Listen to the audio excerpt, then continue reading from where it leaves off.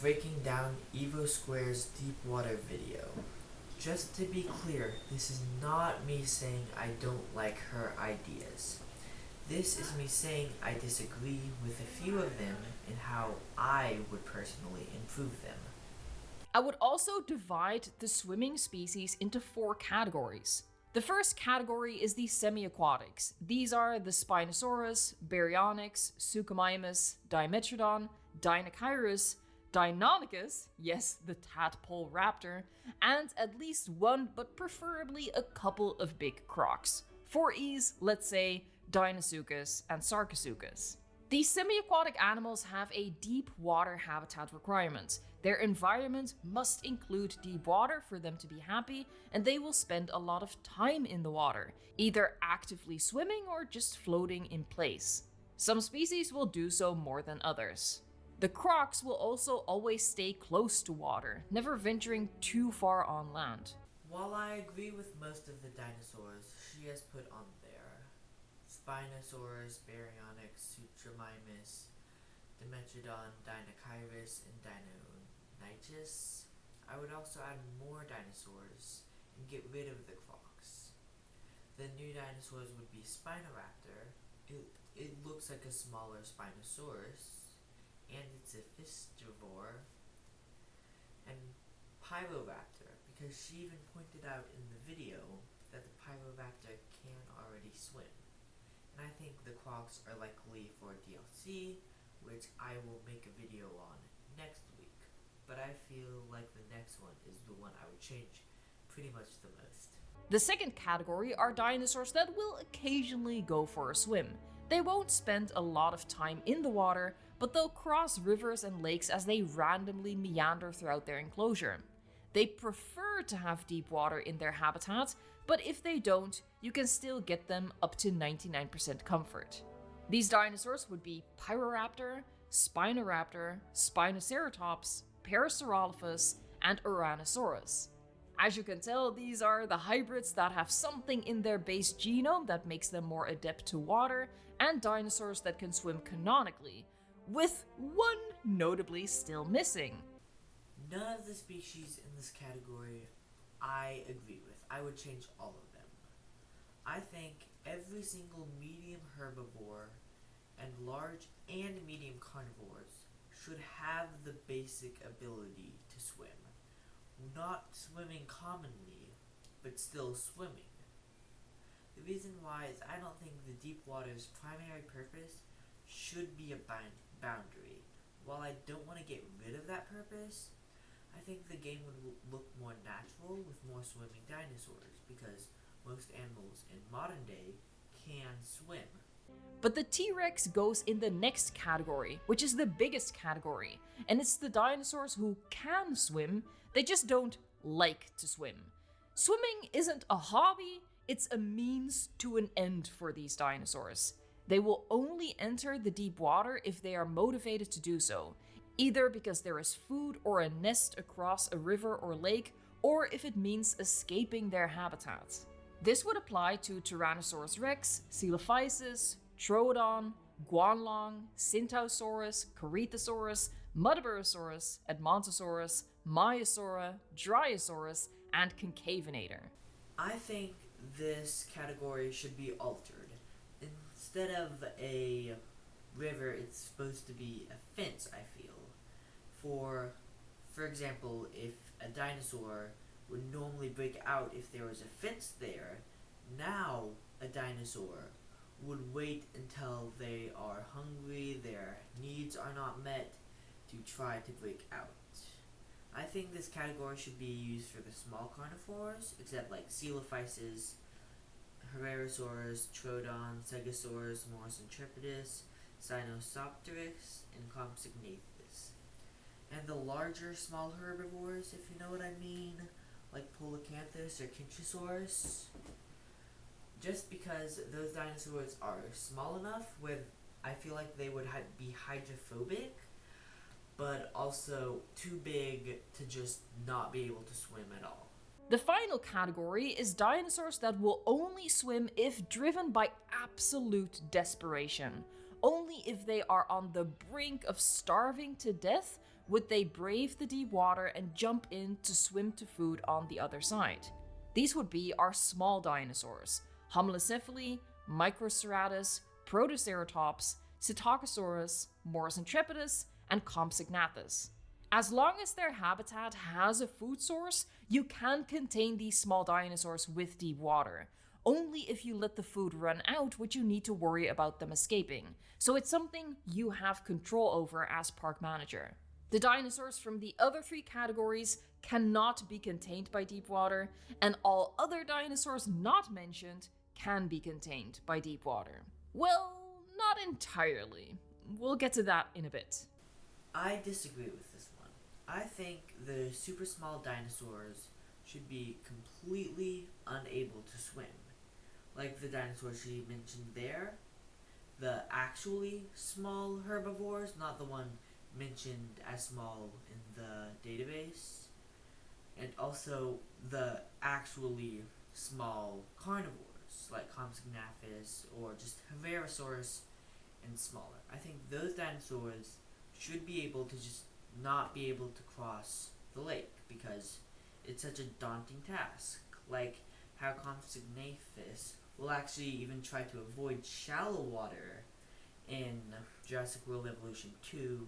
I don't think it's gonna try to go into deep water in Jurassic World Evolution 3. I feel like splitting the swimming ability into different categories already makes it a less shallow addition to the game. But I'm not done yet. I would also bring genome manipulation into it. All dinosaurs that can swim from either of the four categories can be cloned with a hydrophobic genome. This is something you'd unlock through research. If you create a dinosaur with the hydrophobic genome, this individual animal hatches with one of two traits, either mild hydrophobia or extreme hydrophobia. Mild hydrophobia puts them in category 4. They will only swim if they are on the brink of starvation, so you can contain them with water as long as you provide them with food. Or they can hatch with extreme hydrophobia, which means they will not swim at all, not even if it means starving to death. So for example, your T-Rexes. If you want to contain them with deep water, you can't do that with a regular T-Rex. A regular T-Rex will just swim through the deep water to escape. However, you just have to research the hydrophobic genome and apply that during the cloning process. Then, when the egg is synthesized and ready for incubation, you can see which trait will be manifested, the mild hydrophobia or the extreme hydrophobia, and you can choose which to incubate. What makes it interesting is that two hydrophobic dinosaurs, through breeding, can have offspring that doesn't have that trait. So your two hydrophobic T-Rexes, which don't swim, can have a baby which does swim, at least once it reaches adulthood. This means you as park manager really need to stay on top of the breeding that goes on in your park. If a baby T-Rex hatches with the ability to swim, you have a choice to make. Change the habitat before it grows up into an adult, or sell the T-Rex. Conversely, there would also be a swimming genome that can be applied to other species that gives them the ability to swim even when they don't have it naturally. All the dinosaurs I listed before in the 4 categories are natural swimmers, but your scientists can meddle and give the swimming ability to more species. However, this is not something you can just apply to any dinosaur and give any dinosaur the ability to swim. There are still limitations in place. Again though, you uncover this through trial and error. The eggs of some species, for example, will always fail during incubation if you try to apply this gene, or the trait will simply never manifest. So imagine you spend money applying the swimming genome to incubate an egg, but the dinosaur still hatches without the trait, without the ability. The genome could only be successfully applied to all Tyrannosaurids, reusing the T-Rex swimming animation, all ceratopsians, reusing the Spinoceratops swimming animation, and all raptors, reusing the Spinoraptor swimming animation.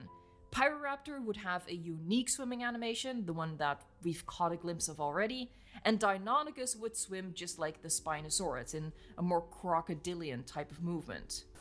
I won't be mad if this feature is added. But if they keep the same format of Jurassic World Evolution 2 with gene editing, it'll stick out as an ability upgrade amongst a lot of stat up boosts. Although if there are more ability-based traits, I think how she went about this is perfect. I also like how the ones who can't do this will fail in the hatchery. I'm still not done though. I had fun cooking this up, in case you couldn't tell.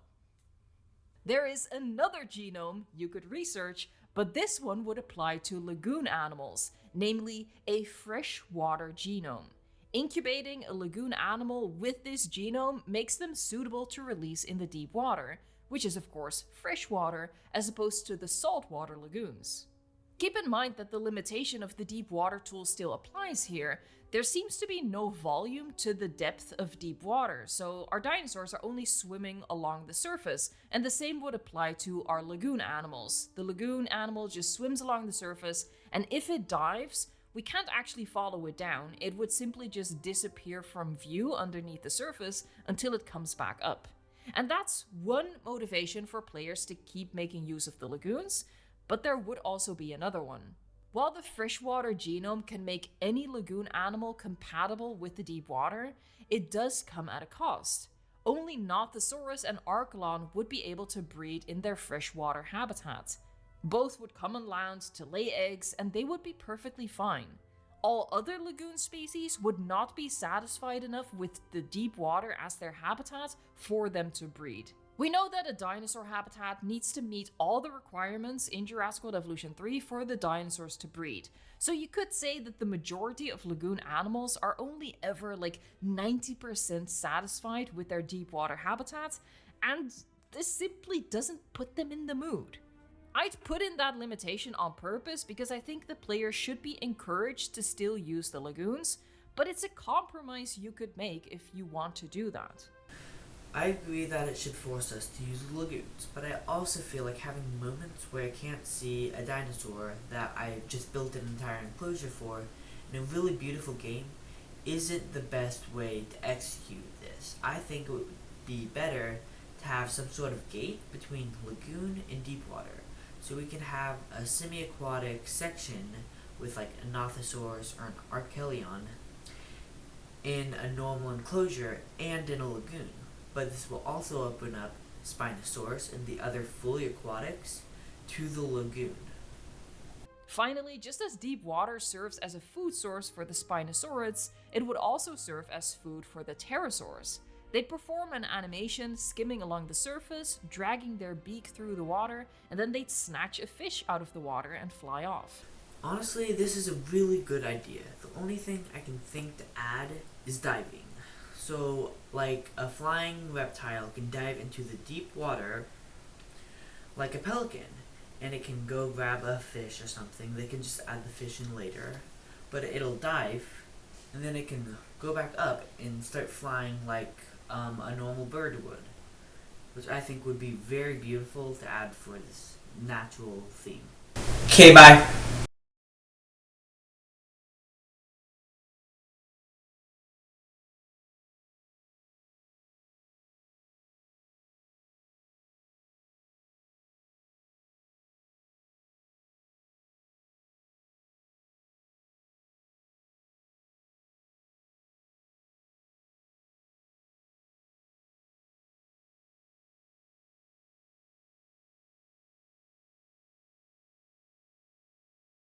Let me know what you think of the deep water being expanded upon like this, and if you have any ideas of your own, add them in a comment.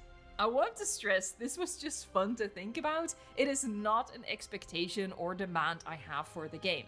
Anything less than this is not a failure. I think 5 swimming dinosaurs is too few, but I'm convinced we'll be seeing this feature get expanded upon. Probably not to the extent of my dream scenario, but I'm excited nonetheless. If you are excited too, subscribe to the channel. I'll keep you up to date on all the news. Thank you so much for watching, liking, subscribing, and until next time, stay tuned for more.